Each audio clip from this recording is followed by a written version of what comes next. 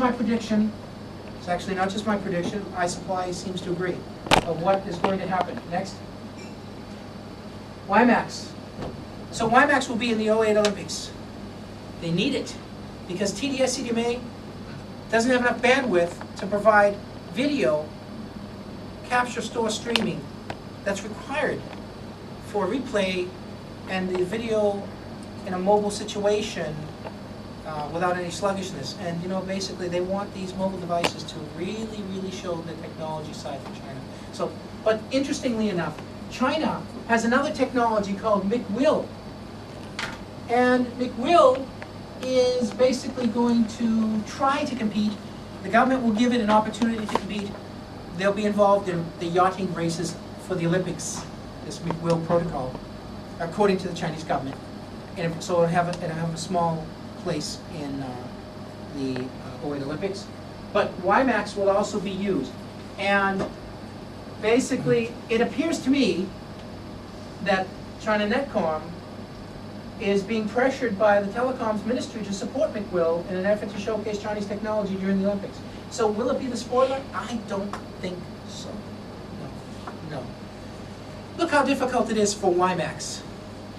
How is a protocol coming out of China going to be able to capture these global markets when WiMax, due to frequency issues, we don't even have interoperability all over the world? It's not going to happen.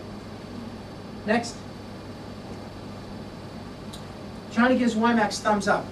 WiMax is going to be in the '08 Olympics. Oh, but you might say, well, I never heard about that. Well, we're all focused on this 3G in China. What about this WiMax stuff? Well, the Chinese have been working on WiMax for 2 years, actually.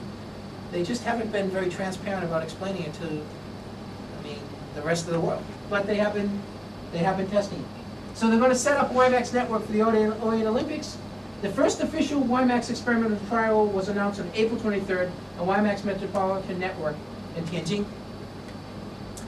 And basically, it's going to spread to Binhai.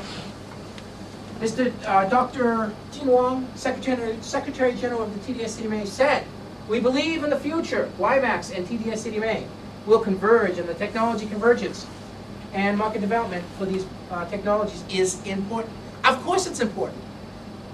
You're not going to watch TV on a 3G device. You're not going to have a unique user experience. That's why 3G doesn't sell. That's why all the carriers around the world who have 3G aren't making money. A lot of countries around the world, and a lot of people around the world don't want to watch TV on their handset, no matter what hype you've been reading, quite honestly. May I ask you a question? Who here watches TV on their handset? Okay. Ross? No? But in Seoul, there was a lot of people watching TV on their handset, right? I think in the UK, and I think in South Korea, and I think in Japan. But that isn't the whole world. Right. If I'm an employer and you tell me I want to watch TV on my handset, I'm going to say, there's the door, man. That's why we have enterprise users and we have consumers and prosumer users. And Apple knows that. And that's why the Apple device is for the consumer, not the enterprise user. That's what it's targeting for. Anyway, China Unicom has been secretly constructing a nationwide WiMax network, and they're calling it a pilot project. Interesting. Next.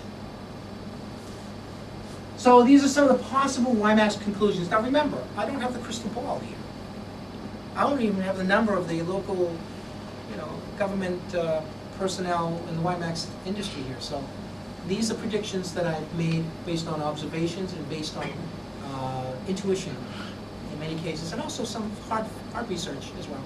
But basically, the Ministry of Information Industry already has 3.5 gig. Oh yes, they have 3.5 gig, and they already have licenses for 802.16d. 802.16d is basically what we call 802.16d-2004 fixed WiMax. You can use fixed WiMax, but people don't want to use fixed WiMax if they're in a mobile society. We are all information workers, and we live in a mobile society.